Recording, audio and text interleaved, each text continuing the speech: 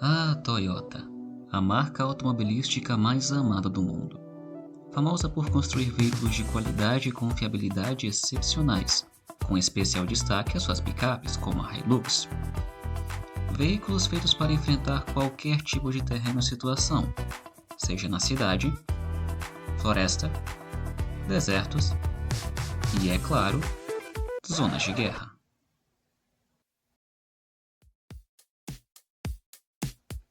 Alguns de vocês já devem saber desse fato, mas para aqueles que não sabem, picapes e caminhonetes como as da Toyota e também de outras marcas vêm sendo utilizadas em guerras e conflitos armados já há bastante tempo. Mas o que a maioria não sabe é como tudo isso começou. E a resposta, é claro, não poderia ser outra, a não ser uma guerra. Mais especificamente aquela que intitula e que será alvo de discussão no vídeo de hoje. A não tão famosa Guerra das Toyotas.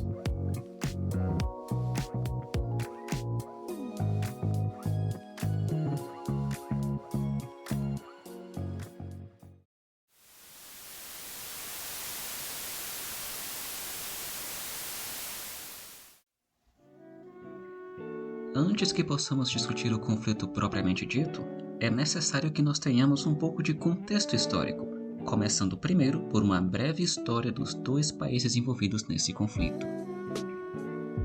Durante os anos 50 e 60, logo após o fim da Segunda Guerra Mundial e também com o fim do colonialismo europeu, começaram a surgir várias nações recém-independentes no continente africano. Todo o continente foi varrido por uma série de movimentos independentistas e uma série de mudanças radicais. No entanto, mudanças radicais geralmente são acompanhadas de instabilidade, que por sua vez é acompanhada de violência. E foi de toda essa instabilidade e violência que surgiram as duas nações da nossa história. A Líbia, que ganhou a sua independência em 1951, e o Chad, que ganhou a sua em 1960.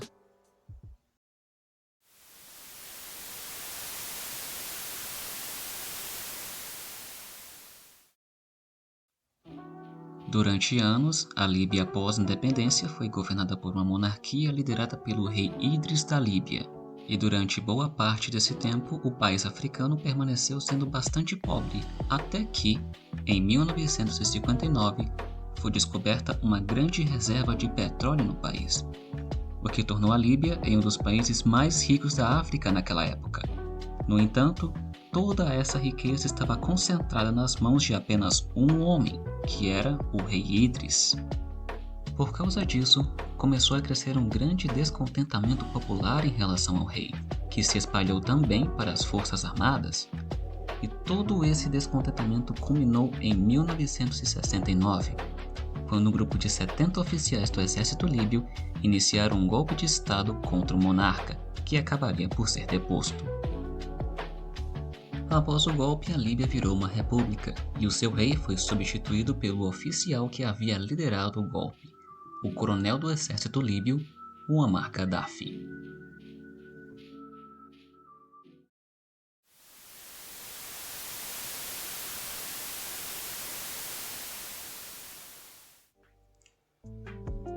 Durante os primeiros 15 anos de sua independência, o Chad sofreu com várias disputas internas e o constante autoritarianismo do então presidente François Tombobaye, o que acabou por criar uma grande fissura na sociedade daquele país, que acabou também por fragmentar-se entre dois povos, os povos do norte e os povos do sul, promovendo também a criação de vários grupos rebeldes contrários ao governo dentro do seu território.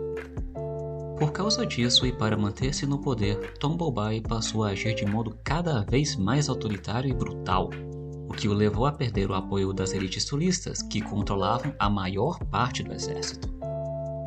Como consequência disso, em 1975, Tombobaye foi deposto e morto em um golpe de estado por uma junta militar. No entanto, divisões internas, caos social e uma guerra civil entre a região norte e sul levariam ao desmoronamento da junta em 1979 e à efetiva divisão do país entre o norte, controlado por uma aliança de rebeldes apoiada pela Líbia, e o sul, controlado por um governo chefiado por Hissène Habré e apoiado pelo Ocidente.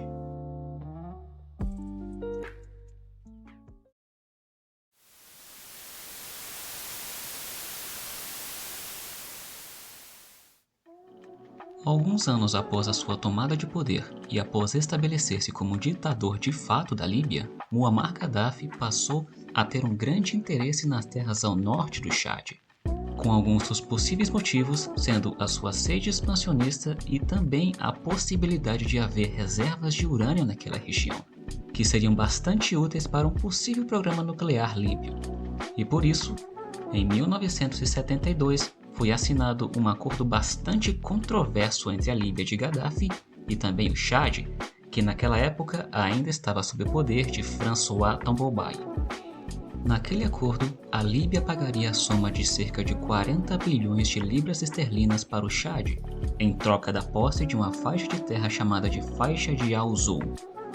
Esse acordo foi altamente criticado pela sociedade chadiana da época, já que praticamente todo aquele dinheiro foi parar no bolso do presidente e não nos cofres públicos do país, o que acabaria por piorar ainda mais a guerra civil no país, que eventualmente também levaria à morte do presidente Tambobaye.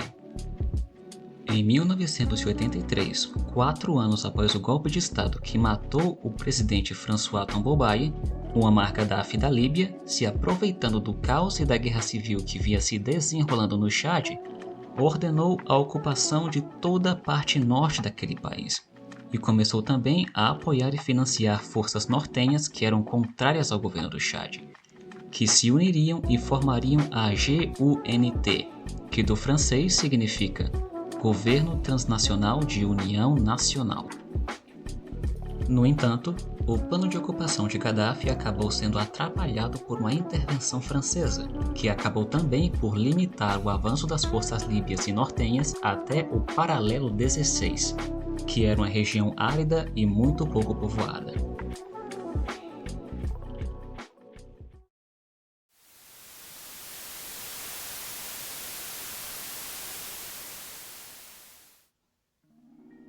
Em 1984, um ano após a ocupação líbia do norte do Chad, as forças nortenhas da GUNT estavam começando a ficar cada vez mais descontentes com a ocupação líbia do seu território.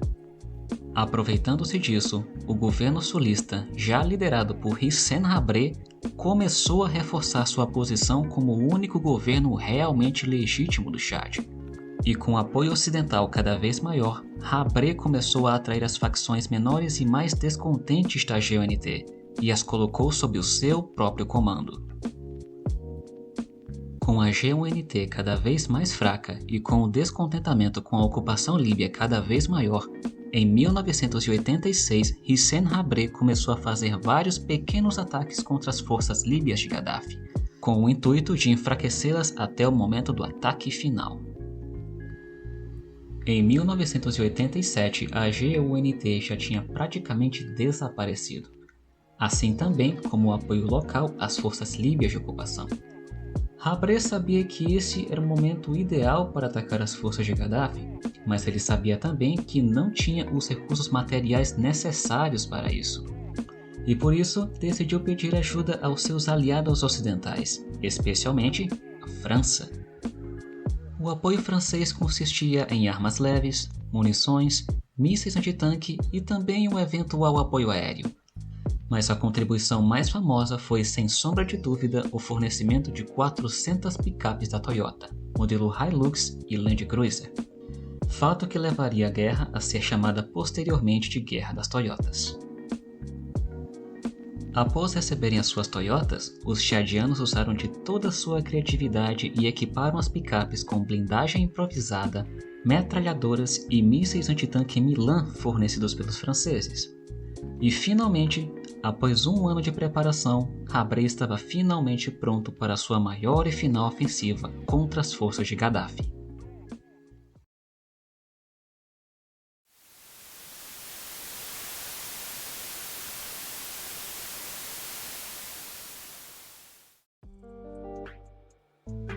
O primeiro alvo de Habré era a muito bem fortificada base de comunicações de Fada, no norte do Chad. Ela era muito bem defendida por cerca de 2.000 soldados líbios e algumas poucas forças locais que ainda eram aliadas de Gaddafi. Essas forças estavam muito bem equipadas com artilharia e blindados de fabricação soviética, como o T-72. Enquanto isso, as forças de ataque de Habré eram compostas de aproximadamente 5.000 homens usando apenas armas leves, e é claro, as picapes da Toyota e o ocasional suporte aéreo francês. Com um conhecimento muito superior do terreno e a grande mobilidade oferecida pelas suas picapes da Toyota, os chadianos conseguiram evitar o combate frontal contra os líbios e acabaram os cercando e atacando. Finalmente, após várias horas de combates ferozes, no final da batalha, mais de 784 líbios foram mortos e 100 blindados destruídos, à custa de apenas 50 chadianos mortos. Uma grande vitória para as forças de Habré. Após a sua grande vitória na base de Fada, o próximo alvo de Habré era a base de Ouad Dun, que era ainda mais bem defendida, com um efetivo militar de 5.000 soldados líbios, blindados de todos os tipos e também aeronaves, como o helicóptero de ataque soviético Mi-24. E como se não bastasse, tudo isso ainda era complementado com um extenso e gigantesco campo minado ao redor de toda a base. Não se sabe exatamente qual era o tamanho das forças chadianas atacantes, mas sabe-se que elas estavam em grande desvantagem numérica. Mesmo assim, com muita coragem, táticas superiores, grande mobilidade e as suas confiáveis picapes com a .50 na caçamba, os chadianos derrotaram as forças líbias e tomaram a base.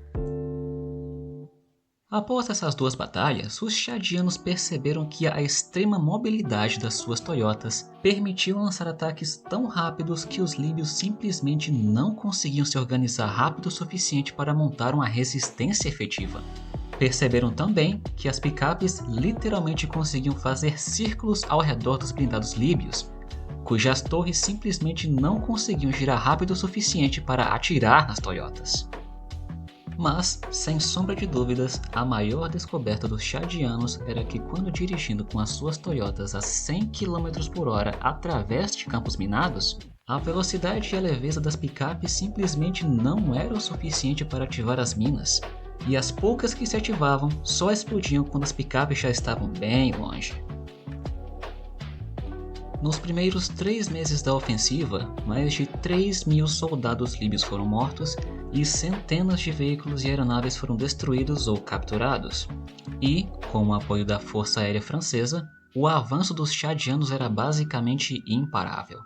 Enquanto isso, com perdas cada vez maiores e a moral cada vez mais baixa, Muammar Gaddafi se viu forçado a recuar de todo o norte do Chad, deixando o controle de toda aquela região nas mãos de Hissène Habré.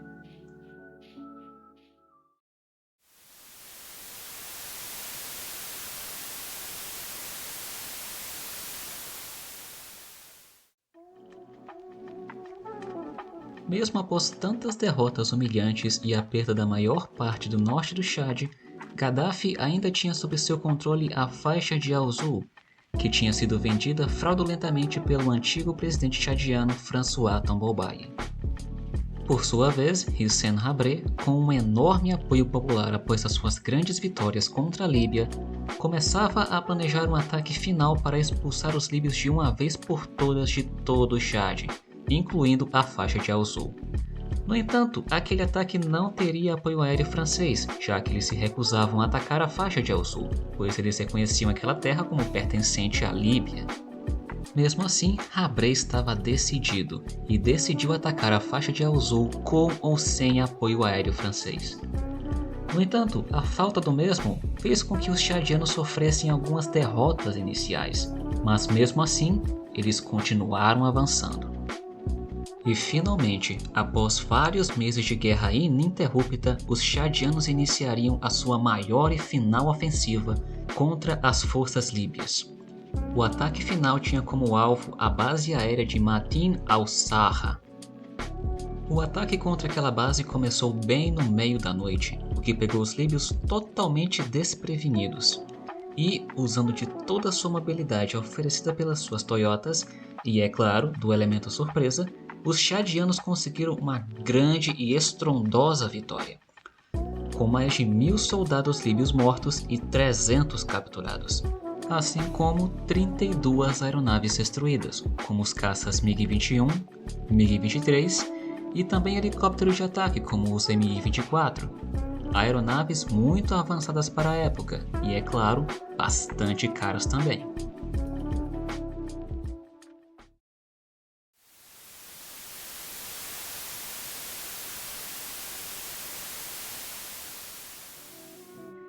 Após mais essa última derrota desastrosa e com crescente descontentamento popular, instabilidade interna e pressão internacional, Muammar Gaddafi se viu forçado a sentar na mesa de negociações com Hissène Habré. Essas negociações, mediadas pela Organização da União Africana, resultaram em um cessar-fogo em setembro de 1987. Um ano depois, em 1988, Gaddafi reconheceu Hissène Habré como presidente legítimo do Chad e restabeleceu relações diplomáticas entre os dois países, alegando que a sua decisão era um, entre aspas, presente para a África. 2 anos depois, em 1990, os dois países finalmente concordaram em resolver a sua disputa territorial no Tribunal Internacional de Justiça. E finalmente, em 1994, o tribunal se decidiu a favor do Chad, dando para o país a posse completa e total da faixa de azul, colocando assim um final definitivo à famosa Guerra das Toyotas.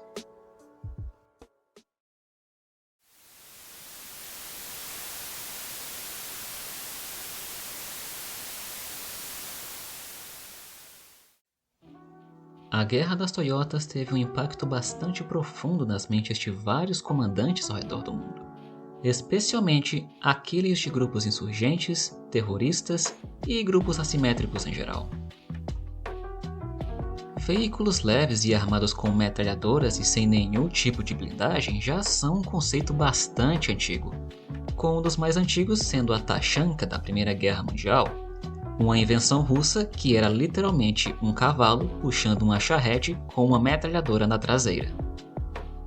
No entanto, foi apenas durante e depois dos conflitos entre a Líbia e o Chad que esse conceito começaria a ser usado de maneira realmente massificada, o que acabaria meio por criar uma moda entre os grupos assimétricos, que, se aproveitando da confiabilidade e do baixo custo de aquisição de picapes como a Hilux, acabariam por dar muita dor de cabeça mesmo a exércitos muito bem equipados. Um grande exemplo de conflito onde esse tipo de veículo foi amplamente utilizado foi a Guerra Civil da Somália durante os anos 90, onde a tradicional picape com uma .50 em cima seria finalmente batizada com o nome de Technical, que é a primeira palavra da frase em inglês Technical Assistance Grants, que por sua vez era um termo muito utilizado por grupos de segurança privada durante aquela guerra.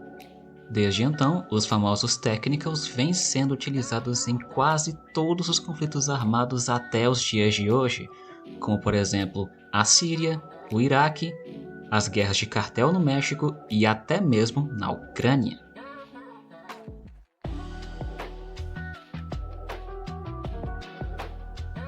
É verdade. Mesmo hoje em dia, na época de blindados, aeronaves e drones super avançados, o baixo custo de aquisição e manutenção dos Technicals, somada à sua grande confiabilidade e versatilidade, com certeza ainda vai garantir que eles serão utilizados ainda por muito tempo, assim como também garantir a eles um lugar nos livros de história.